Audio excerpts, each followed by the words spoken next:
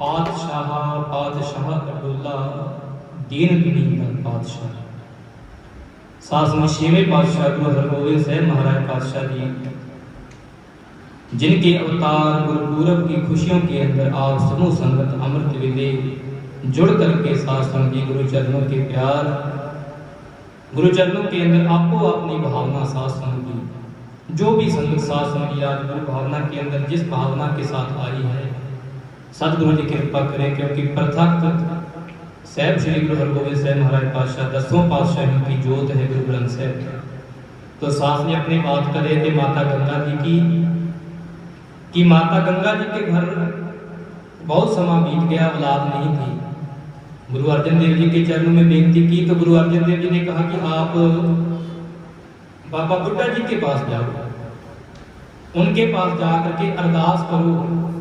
अरदास कैसी सास जी की, कैसे माता गंगा जी को बताया कि जैसे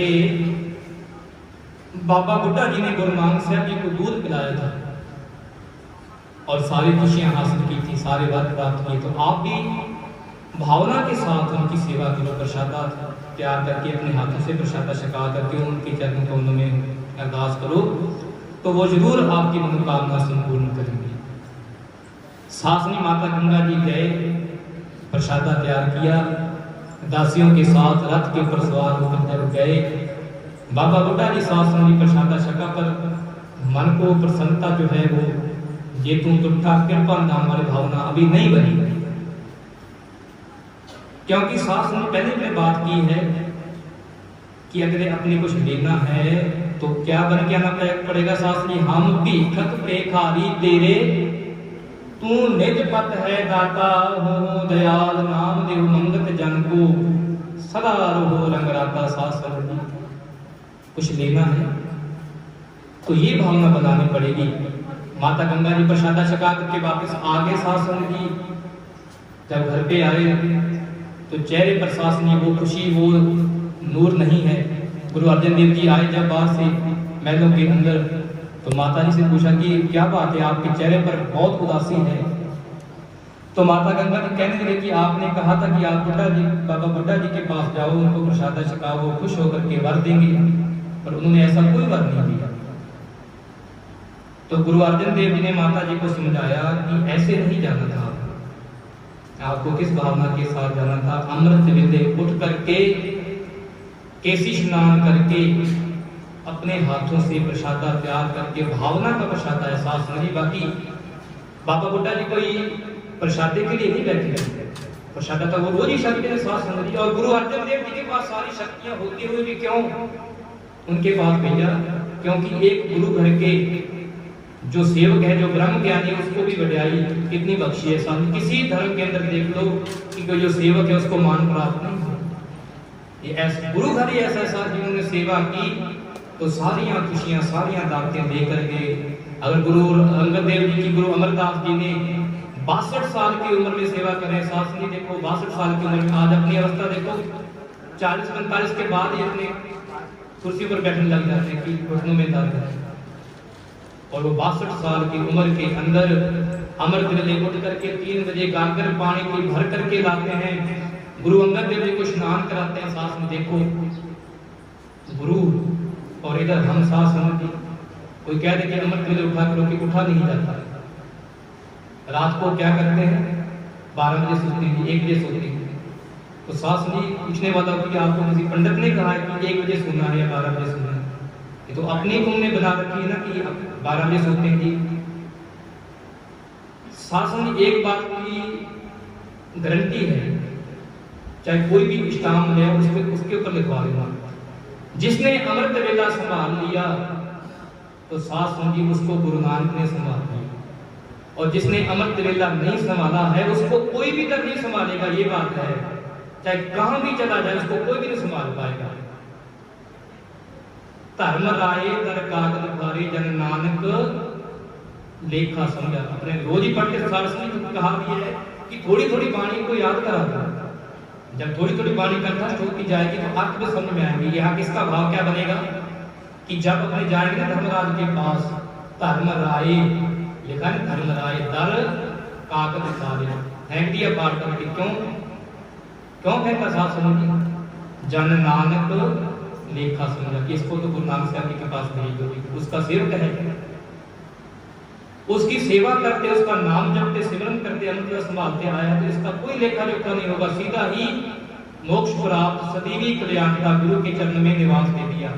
और इधर शासन जी हम मोक्ष के लिए क्या कुछ करते रहते हैं, वो सारा कुछ शासन छोड़ दो, मोक्ष गति प्राप्त करनी है तो आप मुक्त करे संसार, वाणी के साथ जुड़ जाओ, क्योंकि वाणी मुक्त है, वो तार सकती है शासन जी। वही भावना साहब की हम बात कर रहे हैं कि माता जी ने प्रसाद छकाया पर बाबा बुड्ढा जी नहीं प्रसन्न हुए। दूसरी बात जब माता गंगा जी को गुरु अर्जन देव जी ने कहा कि ऐसे जाओ भावना के साथ, अपने सिर के ऊपर रख करके प्रसादों को माता गंगा जी नंगे पांव गए। शासन जी 2-3 मील की दूरी पड़ती है, पीर बबूटा सिंह स्थान जो बना हुआ, आज भी जाओ, यही अरदास होती है वहां पर, और प्रसादा वही चलता है शासन जी, मिश्रा प्रसादा, प्याज और छाछ। यही भावना आज आप अपनी लेकर के आए हो। साहब यही नहीं कि आप केवल संसारिक सुख लेने के लिए नहीं, संसारिक सुख तो परमात्मा देंगे, पर सबसे बड़ा जो सुख है शासन जी, सतगुर सिख को नाम धन दे, गुरु का सिख बड़ भागी है। जब ये भावना बनाकर मांगेंगे ना शासन जी, संसारिक सुख तो क्या है, रेत सेत घर मौ सब कोई पढ़ते रोज, चौपाई साहब को रोज पढ़ते पर सुनते नहीं, क्योंकि लिखा क्या है शासन जी, उसमें लिखा है कि रिधियां असलियां तो तेरे घर में आ जाएंगी, तू वाणी के साथ जुड़ तो सही। अब माता गंगा जी ने दूसरी बार गए, प्रसादा तैयार किया, और बाबा बुड्ढा जी खेतों में काम कर रहे थे। शासन जी जब देखा कि माता जी आ रहे हैं, सिर के ऊपर प्रसादा रखा हुआ, क्योंकि हम बुढ़े हो गए थे ना, तो निगाह कमजोर थी, तो दूर से ही शासन जी देखो जैसे अपने हाथ पर रख के आंखों में देखते हैं कि दूर से दिखाई देता है कौन आ रहा है, और माता जी का देखा कि आ रहे हैं, तो शासन आप नंगे पांव भागते गए। पहले माता जी गए थे पर वो भावना भी बनी नहीं थी ना। ये हमें सिखा रहे शासन जी कि निराश मत होना, धर्म मत छोड़ना। शासन जी धर्म छोड़ दिया तो भटक जाओगे, धर्म नहीं छोड़ना, निराश नहीं होना। एक बार अरदास पूरी नहीं हो दूसरी बार करो, दूसरी बार पूरी नहीं हो तीसरी बार करो, अरदास को मत छोड़ो। शासन जी अरदास को नहीं छोड़ना है, गुरु के चरणों को नहीं छोड़ना है। अब बाबा बुड्ढा जी देख लिया तो आप भागते हुए गए, शासन जी हाथ भी नहीं तो खेतों में काम करते कि माता जी प्रसादा लाओ, बहुत जोर से भूख लगी है। अब देखो उनको क्या पता कि माता जी प्रसादा लेकर के आई है, ये तो गुरु अर्जन देव जी की करामात है, बख्शिश है कि बाबा बुड्ढा जी को सारी शक्तियां दे करके वर्त लगाया। तो शासन ये गुरु घर की वडियाई है, नानक करके बोलने वाली बात है। शासन प्रसादा छकते हुए शासन जी जब प्याज निकाल के दिया माता जी ने, जैसे ही शासन जी मुक्के से तोड़ा प्याज को, चिथड़े उड़े तो कहा कि तुम्हारे घर के अंदर ऐसे साहिबजादे आएंगे जो मुगलों के दुष्टों के जुल्म का नाश करेंगे। इस तरह जैसे हमने प्याज को तोड़ा है, उसके चिथड़े उड़े हैं, वैसे ही जातियों के सिर काटेंगे। तो शासन जी बड़ जोधा बहुपर उपकारी, दल पंजन गुर सूरमा बड़ जोधा बहुपर उपकारी। ऐसे गुरु शिव पातशाह जी शासन जी फिर माता जी के गृह के अंदर उनका अवतार हुआ गुरु अर्जन देव जी के घर। आज ऐसे गुरु का शासन हम सारे संगत मिल करके अवतार को गुरु मना रहे हैं। आओ सारे मिलकर के इस पावन शब्द की हाजिर भरते हैं। साथ संगत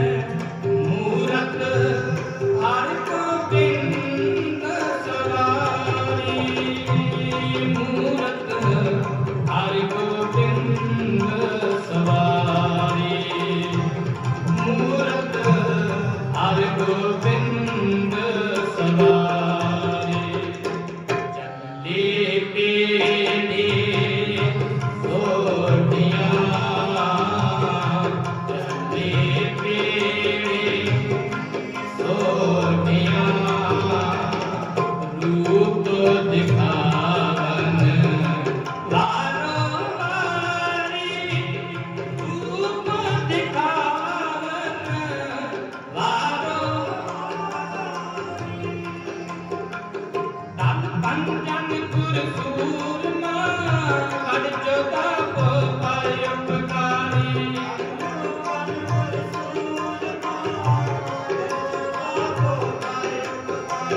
दल पंजन गुर सूरमा बड़ जोता को पाए उपकारी दल पंजन गुर अरे उपकारी चली सोनिया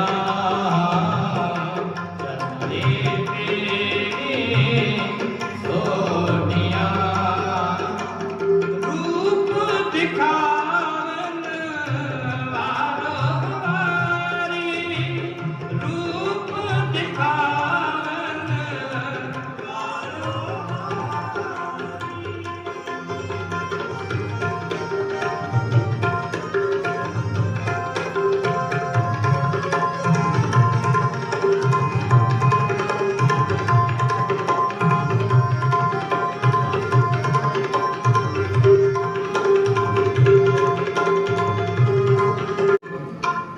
आनंद पाया मेरी माए सतगुरु में पाया सतगुर का पाया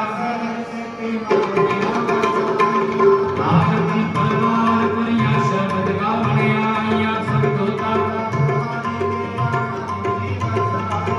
कहे नानक आनंद सतगुरु में पाया मन मेरे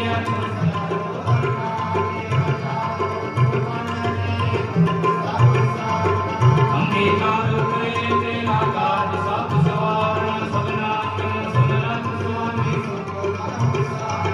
कहे नानक मन मेरे सदा रो हर नामे साचे साहिब सब कुछ है जिससे सुभावे सदा सदा तेरे नाम जिनके मन बसिया वाजी शब्द मेरे कहे नानक सच्चे साहिब साचा नाम मेरा आधार साच नाम मेरा जग का सब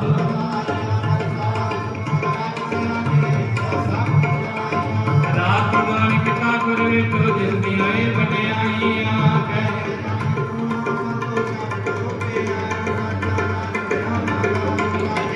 शब्द कार सभा के शब्द वाजेगा पंच दूत बुलस कीते काल कंठ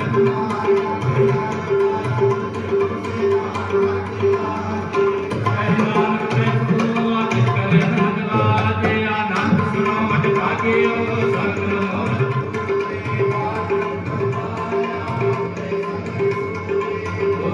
संता श्री संजीवा